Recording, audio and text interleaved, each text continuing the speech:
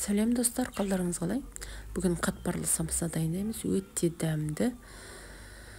400-500 грамм ұнымызды алып оған тұз, жұмыртқа саламыз. Сосын жылы сумен илейміз. 15-20 минутқа қойып қоямыз салафанға салып. Сосын жаймамызды жаямыз. 15 минуттан кейін. Міне осылай біреуін жайып алдым. Бетіне сары май жақтым, жібіт ерітілген сары майды кішкенеден кейін екінші жайманы жайып, оның да бетіне сары май жақтым. Сливочное масло 82,5% қолданыңыздар.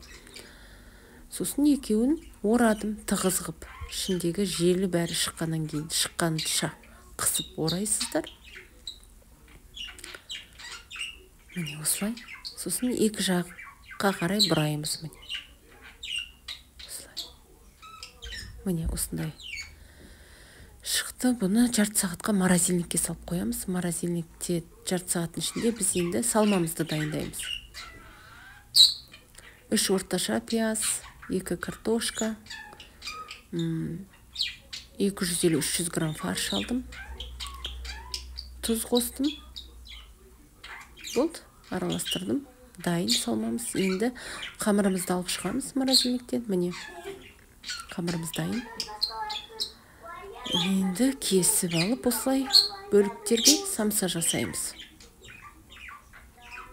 Мінекеңіз қатпарлы болып шықты. Енді осыны дөңгелек қып жайып. Міне қатпар. Өте дәмді болады. Дайындап көріңіздер. Міне салмасын салып. Осылай самсамызды түйеміз. Өте жұмсақ, өте дәмді болады. Ішіне сорпа сағып тұрады ғой. Мінекеңіз. Міне. Үстіне жұмыртқамызды жағып, 20 минутқа 180 градусқа пешімізде пісіріп аламыз. Дайындап көріңіздер. Соңына дейін видеомды қараңыздар, лайк басыңыздар, подписка жасаңыздар, тіркеліңіздер. Міне духовкаға қойдым. Міне пісті самсамыз. Өте дәмді болды. Ұнап қалғаны соншалықты балаларға неше күн істеп бердім? 3 күн ба? 3 күн қатарынан істедім балаларға. Ұнады. Өте дәмді болды. Рахмет.